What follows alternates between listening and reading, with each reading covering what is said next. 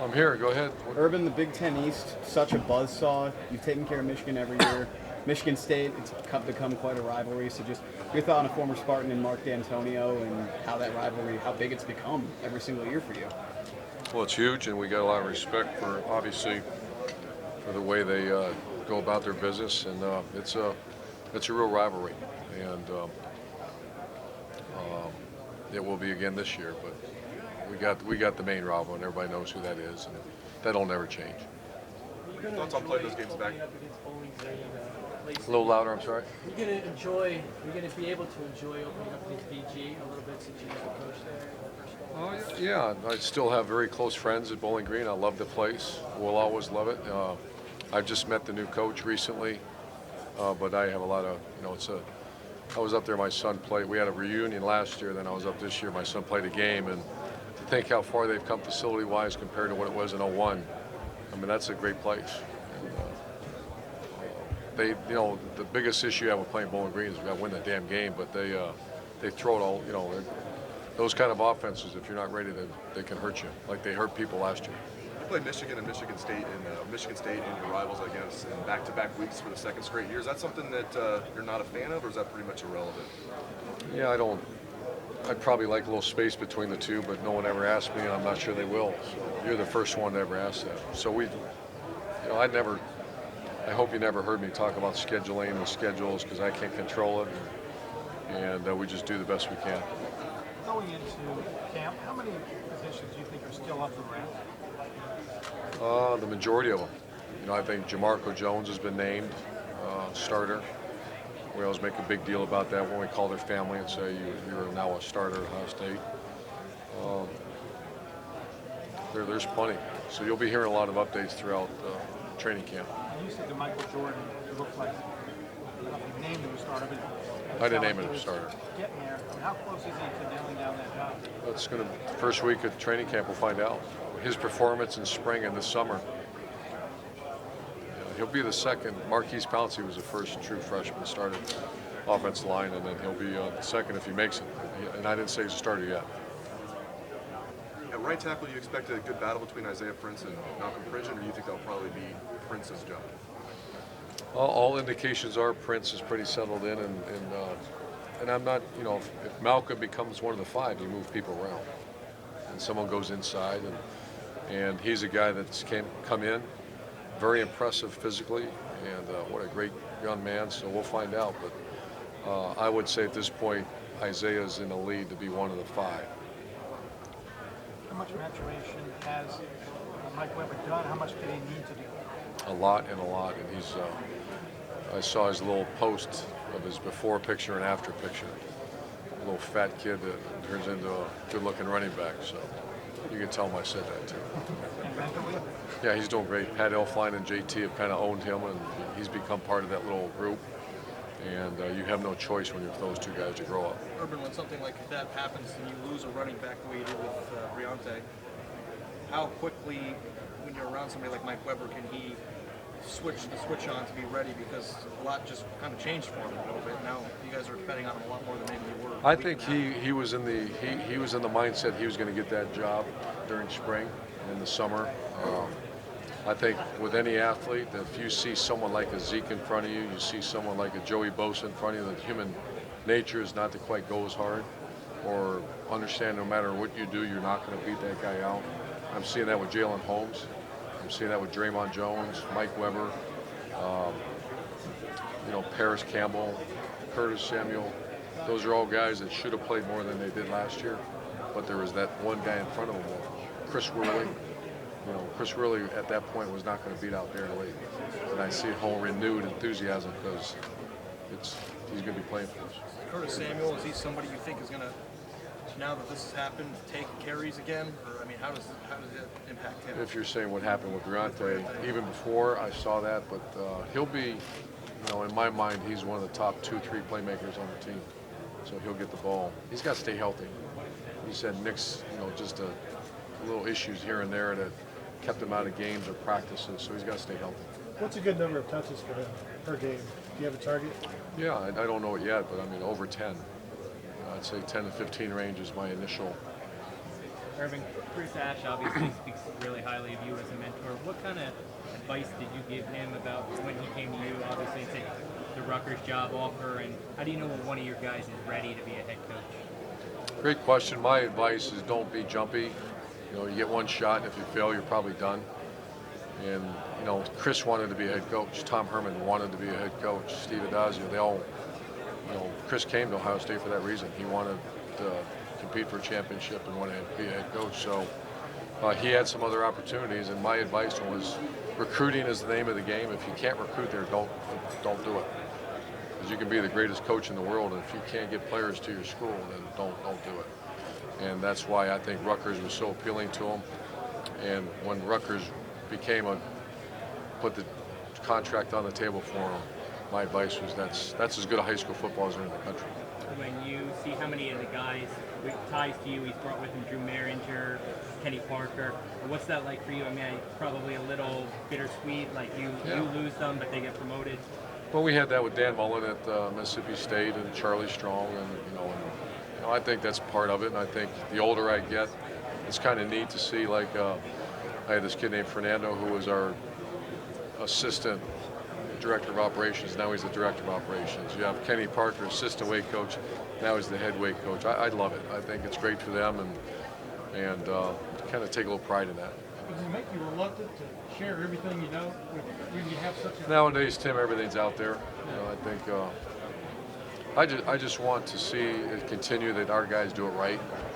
You know, you go down the list, and I'm very proud of that. That DJ Durkin to Chris Ash to Dan Mullen to Steve Adad, they just Doc Holliday, Kyle Whittingham.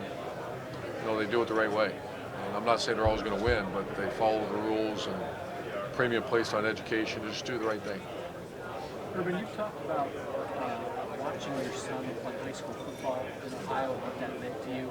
I know he was there at Friday Night Lights. Right. What was it like That was to catch him out there doing that? It was kind of a jaw dropping because he did so well. I don't get to see him. I watched a lot of baseball this year. I know he's real rusty at football because he hasn't done much, and that was really neat to see. Big smile on his face because he was a little apprehensive going into it. And I said, "No, you're going," and he had a great day. Can you comment on a prospective student athlete like that? What's that? Potential recruit? Can you even comment on Nate anymore? I can't comment on recruits. You have to play at Friday Night Lights. What's that? You have to play at Friday Night Lights. You know, yourself. Oh, I saw it. I got it locked in my phone right now. You mentioned playmakers, Dr. Wilson's guy. This is his last hurrah. How is his health? And you sense a different Dr. Wilson at all? He's 198 pounds. He's strong. He's very focused right now. I'm just, because I like Dontre, and he's just been banged up. It's like, he has to stay healthy, but it's every injury. It's not because of lack of effort. So he's got to stay healthy, and I think he's prepared body-wise to stay healthy. You've had such good running backs during your tenure at Ohio State so far. Do you feel like the H-backs might play a bigger role than they have the last 4 years? Yeah, at Florida, H-back kind of became the Cadillac position. We didn't have the Carlos Hyde and the Zeke Elliott. But I do not count out Mike Weber now. It's a talented cat now. And Curtis Samuel, I see a lot of yards between those two guys. I know it's early, but do you think Curtis will move back and forth between running back and H-back, or do you think he'll play one or the other? I think he'll do both. Is that something your son, Jim Lachey's son, Bob Blank's son, even Ohio State star, deals with? People have the expectation you're going to be a football player if you live in Columbus, Ohio. Yeah, I think that's I wish it was an unneeded pressure, but it is. And, Shelley and I have talked about that. He's one of those kids, and if you're talking about my son, that those kind of kids, they want to be known as Nate Meyer, not necessarily his son. So I try to stay out of that, let him go be himself. But I'm very proud of him. Is baseball still in the mix for him? He'll have to pick one or the other when he goes to college? Yeah, he will. He's only going to be a junior, so. We've talked a lot about Noah Brown with his injury. Can he be not just a good receiver for you guys this year, but be like a top receiver, a guy that you can rely on third down to make a big play? Yeah, I think he would have been last year. I think he was right there with Mike. You know, Mike was our best receiver, but the guy was right behind him was Noah, and he would for sure been a starter.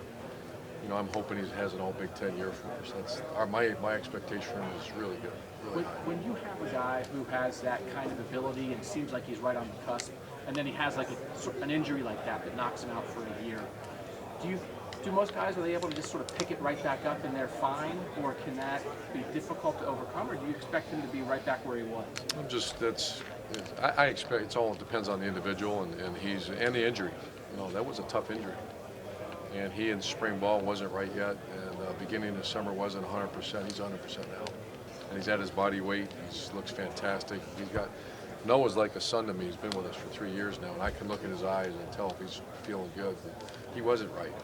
He wasn't right all winter. Wasn't right all spring practice. But the last month that I've seen him, he's got that look in his eye like he's ready to go. So I want to see him be a All Big Ten receiver.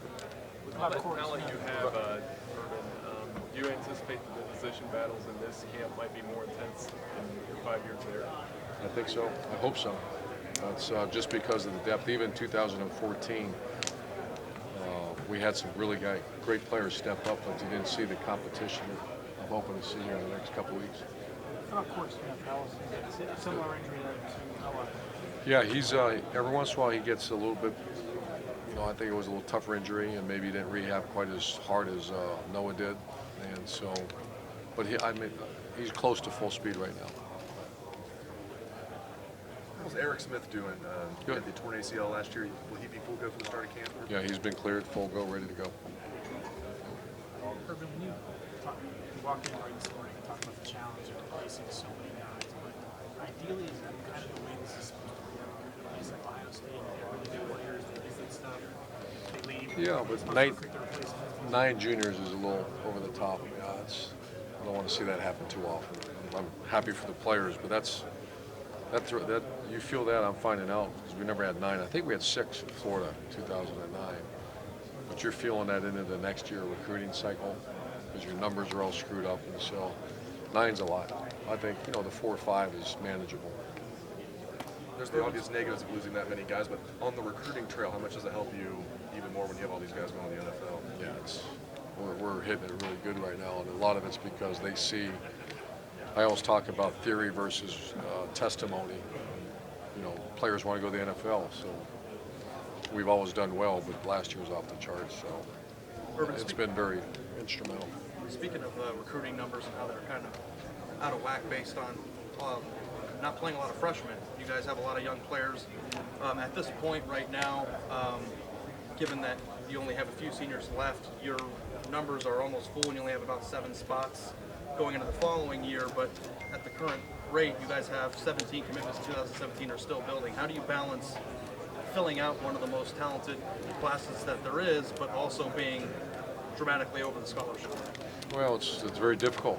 There's whether it be gray shirt, whether it be roster management, it's complicated right now. If there's going to be some attrition, if there's going to be guys leave early for the NFL draft.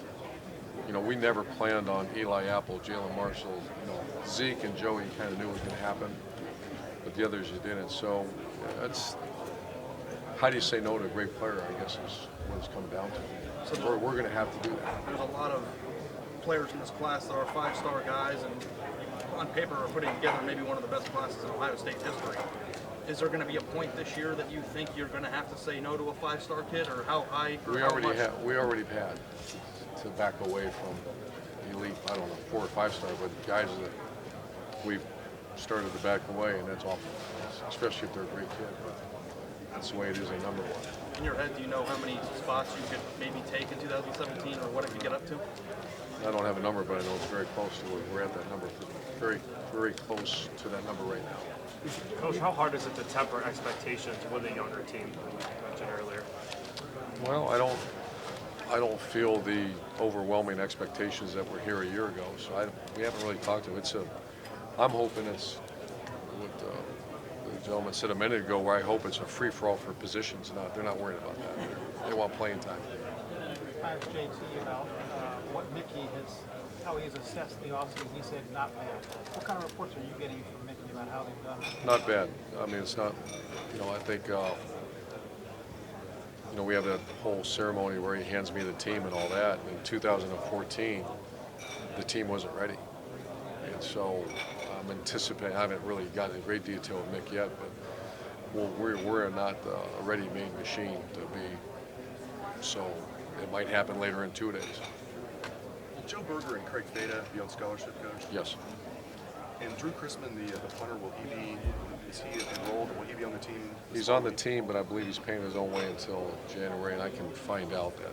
Matter of fact, I'm pretty sure he won't be one of the 85 until January. How much does it please you to be able to put Joe Berger and Fada on scholarship? Though they've always been treated like scholarship guys. The fact that they are on it is, we love, Luke Fickle and myself and Mickey Marotti. And when we told them, we didn't have a big deal for the media because they've always been considered scholarship players. But they earned it, and they're gonna actually play for us too. How is it any different integrating a junior college guy into a team than a high school guy and talking about knocking prejudice? Is he a guy that you think has the ability coming off junior college to come in and maybe compete for a spot? Well, we took him, if you remember, we took him back in, he was a late take, and I had no intention of taking him out. And Ed Warner recruited him for a long time. Stud fell in love with him. If you guys, I don't know if you met him yet, but you will when you meet this big guy. He's an awesome person, very talented guy, and how could you not take him? And so he's matriculated great. He's a little bit behind the 8 ball because he wasn't in great shape. He had a lot of academic stuff, like 23 hours and he made it. But he's getting in shape fast. So we'll find out more during training camp. It is much different.